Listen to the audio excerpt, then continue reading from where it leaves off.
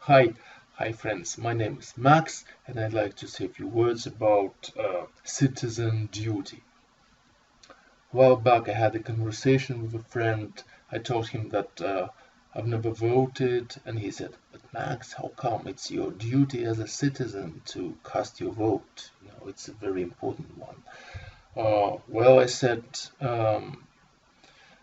you see, I don't believe in election because normally I just don't see anybody who represents me. That's a problem. And later, as a rule of thumb, they turn out to be some very unpleasant people, usually corrupt, usually not efficient at all, and oftentimes very dishonest. But my gatekeeper score is 100%. Not a single motherfucker passed into the office with my approval. And I'm quite proud of this. This is my citizen duty fulfilled. I would vote maybe if I saw someone who I really like and who represents my views, my beliefs. But other than that, I don't want to play this game.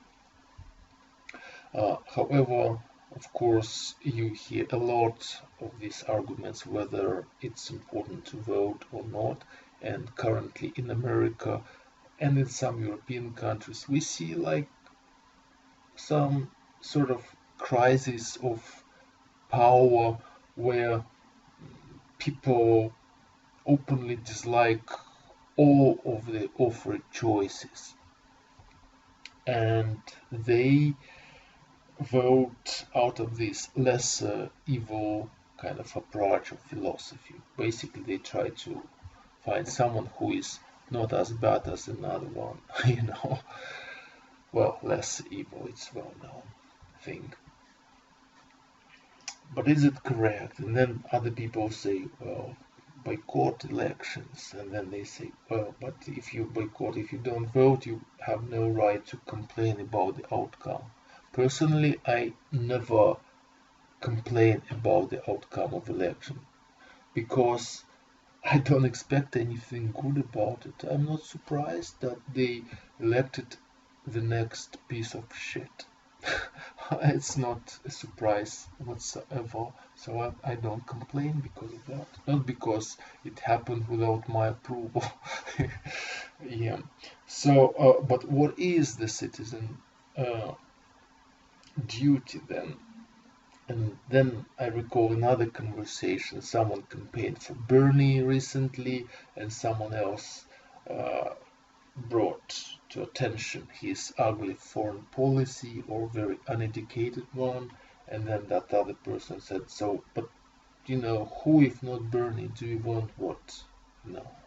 And then other options followed. Do you want Trump again or what? So what shall we do then? And this is funny. This is a very Russian question. What shall we do? What do we do? It's like eternal Russian question. We say there's even a novel by it's called in Russian "Что делать?" Like one sacred question. Really, it's good that Americans started asking it. Yeah, it's healthy, I think, because there's nothing as scary as a crowd of people who know what to do. I prefer to see people who are not sure. So, and here is an answer. Here is an answer. Unlike all the past times, human history, we live in a very unique moment. I don't know how long will it continue for, but at the moment we have full access to world media, to global information sources. So unlike our fathers and grandfathers, we don't have to draw all our information about the world from a local newspaper. We have a chance to check out what other sites of conflict say, what other remote places, preach and stuff like that. So as long as it's in the language we can understand, but even that can be fixed with translations. For example, regularly check German media now. I have a habit. I might just throw it into Google Translate and it gives me a good idea of what's going on. Yeah, well, I'm not perfect yet. I only learned German, so I need to somehow check what happens here in this country. Because I live here now. So, yes.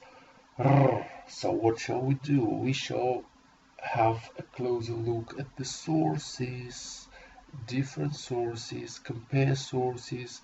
For example, there is a conflict. It's very healthy to check what every side of the conflict says about it, or at least major players. Very educating and healthy. Then there's yet another thing. There is a thing called citizens journalism. We have a lot of people, well, a lot, not a lot, but some people who do amazing, absolutely amazing job reporting from all sort of sources where even very well-funded media channels don't reach. Uh, we have people who really report from the sport and they produce high quality information product, if you wish, which is like interesting to watch, which is very rich of information, very educating and it's independent, not funded by governments, by I don't know, corporations, by secret services. It's just journalism from one person to you, very direct. And then we have a chance to communicate with locals from different locations. So you want to hear what's life like in, I don't know, India, China, Russia, I don't know, any European country.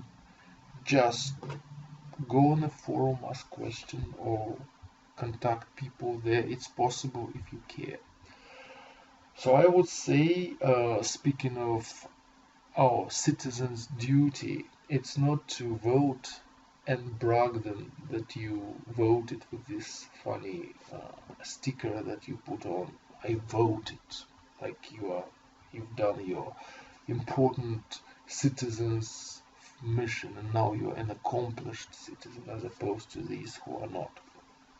Well, it's not good enough to vote and basically approve some nasty skunk into the office, and be an accomplice, because now he acts on your behalf and kind of under your name, so to speak, and does all these things, all these horrible foreign policies. There's your participation in this. I remember how people madly, a lot of my friends, campaigned for Obama, and then his administration, right, destroyed Libya. And I would say it's interesting question. Do they share the responsibility for this or not? Well, it's tricky. I'm not sure if it's that direct, but there's something in this. Some people supported Adolf Hitler. Well, millions supported him. They hailed the Führer, they liked him very much, brought their children to him. So he was popular. So it works. It's possible. Some ugly monsters are usually enjoying huge support from their people. So this is to say, voting is tricky, and ideally you do a very thorough and very deep work that should precede your voting. Be informed. And now the next chapter is about this globalization thing. Like in my circle, for example, like 99% of my friends and connections on Facebook and social networks and in real life, they are kind of Western type liberal thinking people. And they see themselves, and I will elaborate on this a bit. They see themselves as citizens of the world, but they're not quite there yet, because they draw all the information from their local sources, and they are, I'd say, maybe too busy not motivated enough to dig a little bit deeper and study what's going on in the world, from different points of view, and also explore this very independent journalism. But how can you be a global being, and how can you preach globalization if you don't know the world in all its complexity? I don't know.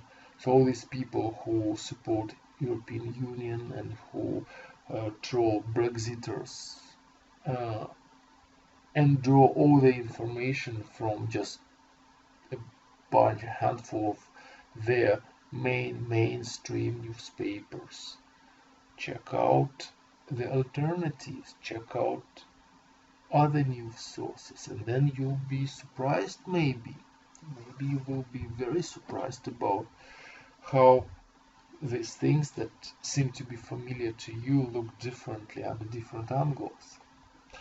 um, Citizens' duty, of course, includes dealing with fake news. Fake news is a very loud and notorious kind of labeling what? What exactly? And this is a good question. We are subjected to so much information. It's overwhelming. It's our duty to somehow, and our very necessity, I would say, somehow to sort it, to filter it, to pick up what is important from what is not important, and filter out all the minor or hard to prove stuff. Uh, it's also very important to somehow make sure what you know is basically correct, because if it's not, then, well, your picture of reality is corrupted, it's fake, and you can't make an adequate decision, including your voting decision is not adequate to reality if your picture of reality, your perception of it is wrong. And the trick with information is we oftentimes talk about things that we haven't seen personally or haven't experienced personally. In this modern world, it's normal and common that we operate with realities that we have never had a direct touch with. So our picture of the world, or our idea, is to a high extent is a construct that we acquired from some sources, and, well, it can be totally wrong. What if I tell you that everything you know is wrong? Scary. Yeah, it's possible. Everything you know. Okay. Hey, American friends, everything you know about Russia is garbage. Yeah, very, very high chance for that. Yes, like everything. Everything we know about China is just garbage. We don't know anything about China. Very, very possible. Maybe everything we know about ourselves is garbage. Well, it's scary, it's strange, but well, it's how can it be? Well, very simple. When your ideas are based on like information received from somewhere, it's up to that channel. What does it do? So, as a responsible citizen,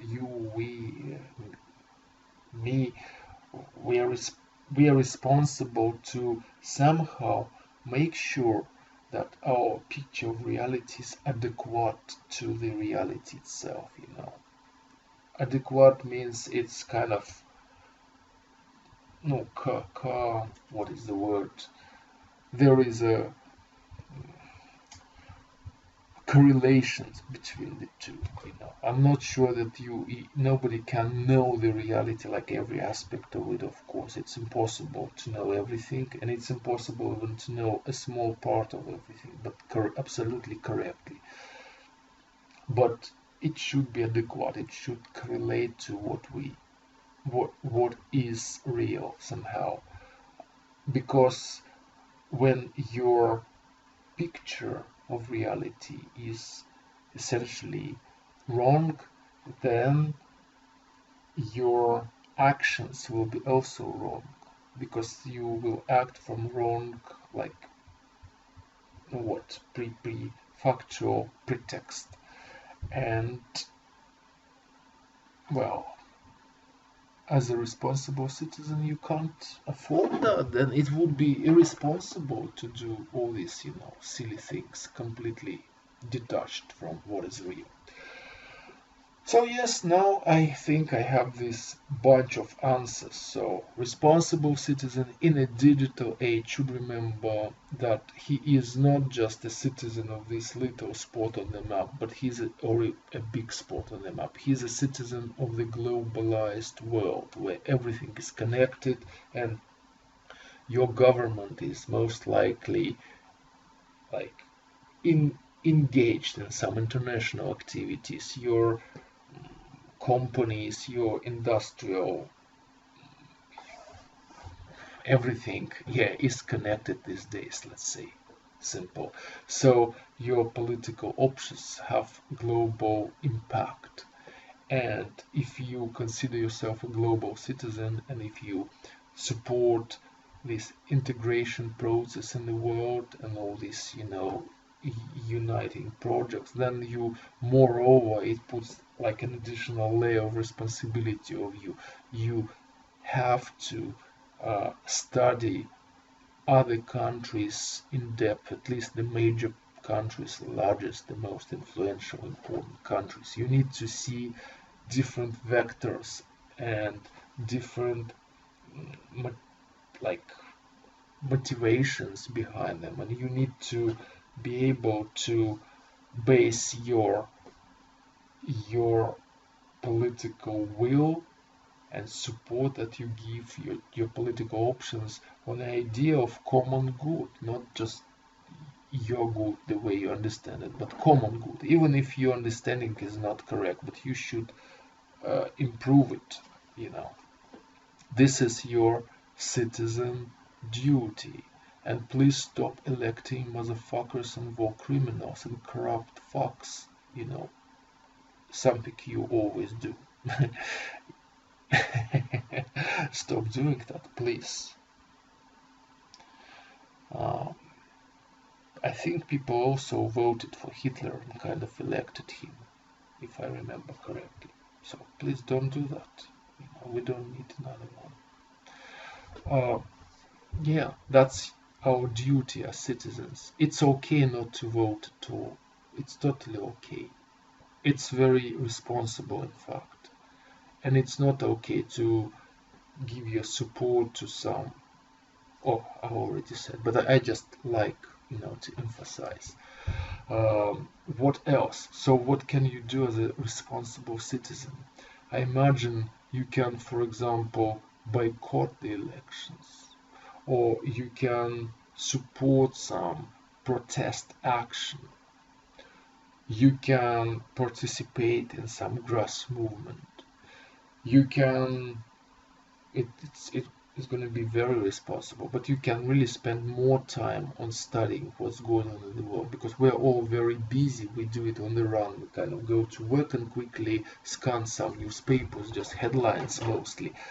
All this garbage from the surface, it's like listening to pop music in a supermarket, this is, but in my friend feed, there are a lot of,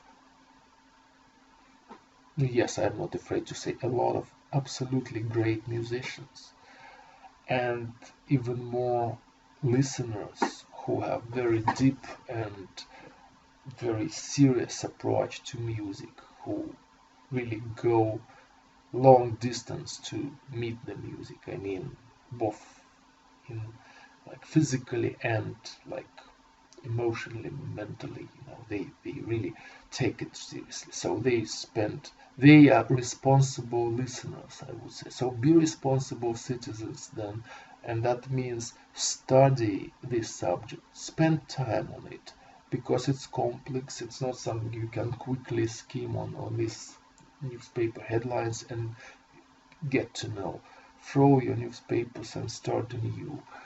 Look for independent journalists. Look for coverage from different countries. Learn history. Study the sources of modern conflicts that usually go back years, if not decades, if not hundreds of years back. It's all very important. And then try to act, but very carefully, like in medicine, not to hurt, not to cause harm, not to harm. It's better not to vote than vote in some ugly person. Ah, yeah, it's that simple. Once you learn more about it, you might come up with another idea of what to do. That eternal Russian question, что делать? You will come up with something. But you need to pump up your muscle of critical thinking and, of course, educate yourself, because the world is complex and it's very multidimensional, multipolar. You can't, no matter how much information you consume, if it comes from essentially the same source, then it just the same source. You will have a flat picture. Um, Hope you enjoyed this, found this interesting, and thank you for your attention if you managed to listen to all these 22 minutes almost. Um, Good luck. Yes. Bye bye, my responsible friends.